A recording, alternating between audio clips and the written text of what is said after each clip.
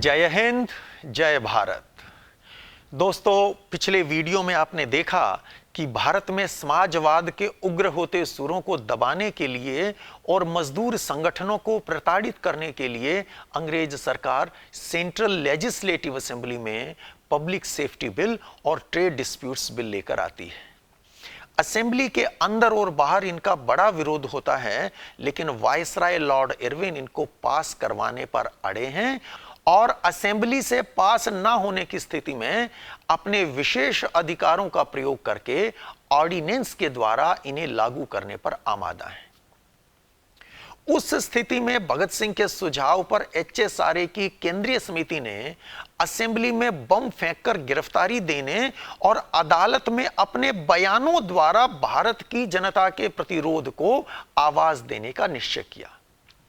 इस काम के लिए भगत सिंह स्वयं जाना चाहते थे, लेकिन कमिटी ने उनको भेजने से इनकार कर दिया। आखिरकार भगत सिंह अनुशासन को ध्यान में रखते हुए पार्टी के फैसले को मान लेते हैं। उस वीडियो का लिंक डिस्क्रिप्शन में दे दिया गया है। यदि आपने उसे नहीं देखा है तो जरूर देखिए, क्योंकि उसमें बड़ी महत्वपूर्ण जानकारी दी गई है। अब कहानी को आगे बढ़ाते हैं।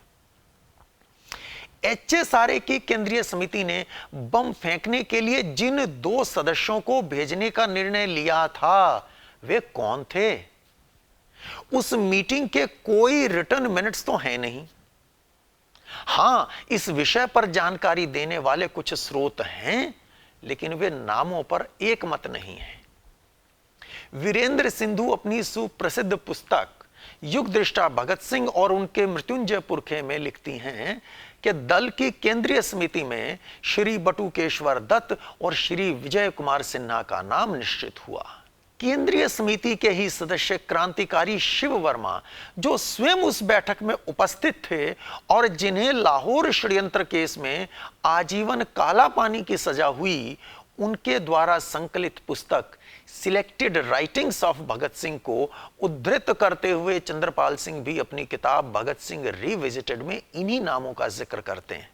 उधर प्रोफेसर जगमोहन सिंह और प्रोफेसर चमनलाल द्वारा संपादित प्रसिद्ध पुस्तक भगत सिंह और उनके साथियों के दस्तावेज के अनुसार शिव वर्मा और जयदेव कपूर को चुना गया।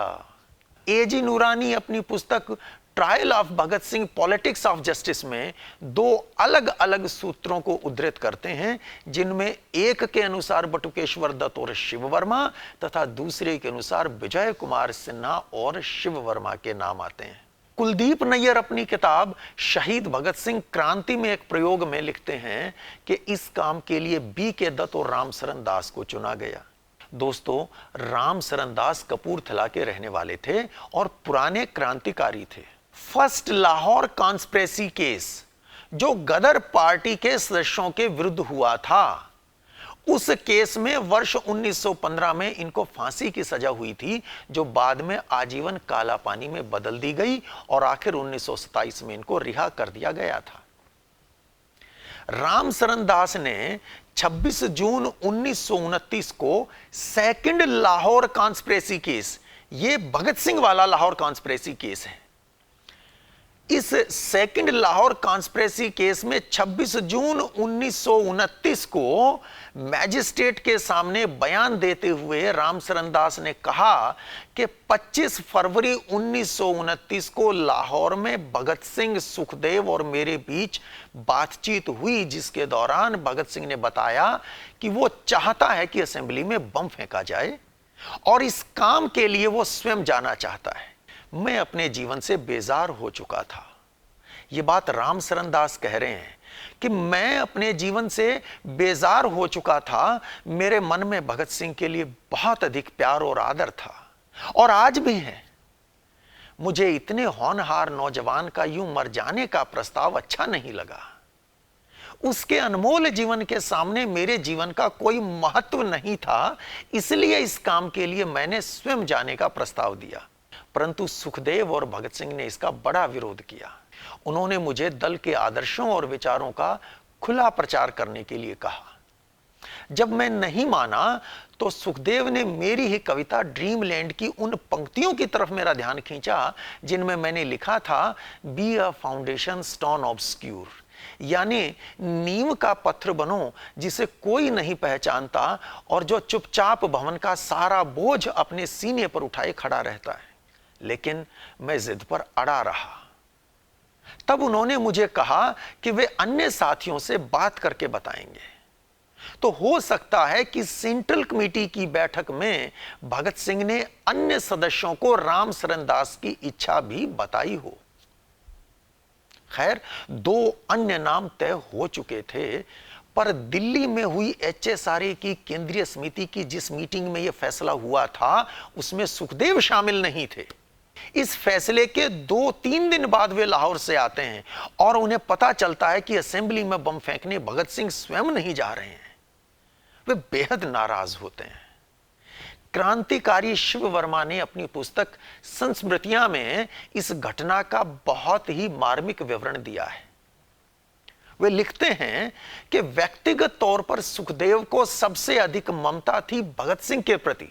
प्यार नाम की जो भी पूंजी सुखदेव के पास थी, वो सारी की सारी उसने भगत सिंह को ही सौंपी थी। जब कभी आगरा या ग्वालियर में सुखदेव आ जाता, ये दोनों एक दूसरे से ऐसे लिपटते मानो कोई और हो ही नहीं। एक कोने में बैठकर सारी रात बातें करते रहते। परंतु समय आने पर आदर्श के लिए अपने इसी सबसे प्यारे दोस्त को मौत के मुंह में भेजने में उसे कोई संकोच नहीं हुआ। दल की केंद्रीय समिति की बैठक में दिल्ली असेंबली में बम फेंकने का निश्चय किया गया, पर समिति ने भगत सिंह की बात ना मानकर दूसरे 2 सदस्यों को भेजने का निश्चय किया। आगे शिव वर्मा कहते हैं कि 2-3 दिन बाद जब सुखदेव आया, उसे हमारे निश्चय का पता चला तो उसने इसका सख्त विरोध किया।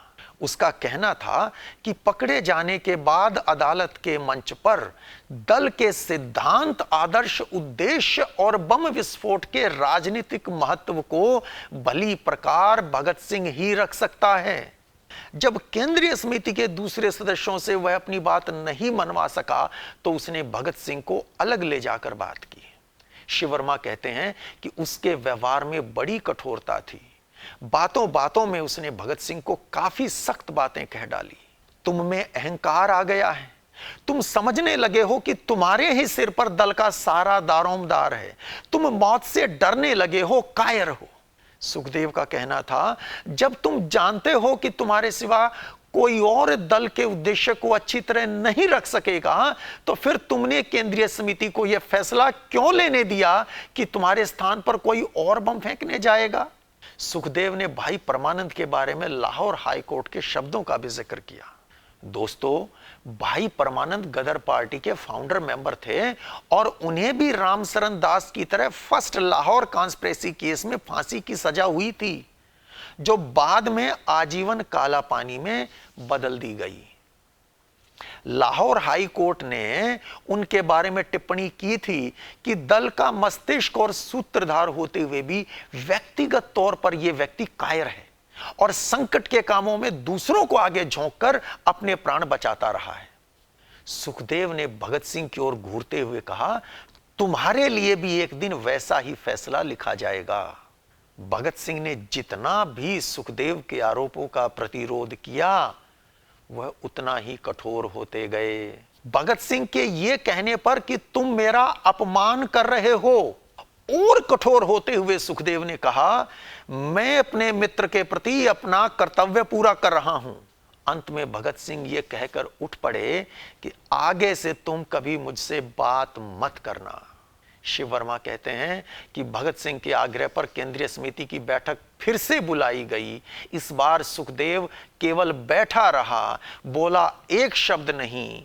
भगत सिंह की जिद के आगे समिति को अपना फैसला बदलना पड़ा। दोस्तों, सुखदेव ने भगत सिंह पर कुछ और भी आरोप लगाए थे, जिनको सुनकर भगत सिंह बहुत आहत हुए थे। उन आरोपों का उत्तर उन्होंने एक पत्र के द्वारा दिया था। सुखदेव को लिखे उस पत्र की चर्चा अगले वीडियो में करेंगे। इस मीटिंग के बाद सुखदेव उसी शाम को किसी से बात किए बगैर लाहौर चले जाते हैं। दुर्गा भाभी के कथनानुसार दूसरे दिन जब सुखदेव लाहौर पहुंचे तो उस समय भी उनकी आंखें बहुत सूजी हुई थीं। शायद वो बहुत रोए थे। इस सारे नाटक में औरों के सामने सुखदेव ने कोई कमजोरी नहीं दिखलाई, ना एक आंसू बहाया, लेकिन अंदर से वे काफी हिल गए थे। उन्होंने ध्येय की पूर्ति में अपनी सबसे प्रिय वस्तु की बाजी लगा दी थी।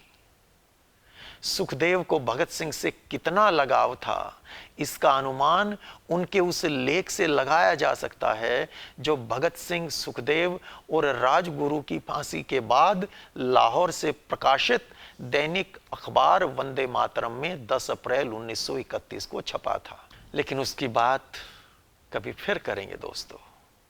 आज की बात यहीं खत्म करते हैं। अगली बार फिर मिलेंगे युग दृष्टा भगत सिंह की अमर क्रांति यात्रा के अगले पड़ाव पर। यदि यह जानकारी आपको पसंद आई है तो इस वीडियो को अधिक से अधिक शेयर कीजिएगा। अगर चैनल को सब्सक्राइब नहीं किया है तो कर लीजिए और अपने सुझाव, अपने प्रश्न कमेंट बॉक्स में लिखकर जरूर भेजिए। हम यथासंभव उत्तर देंगे। जय हिंद, जय भारत।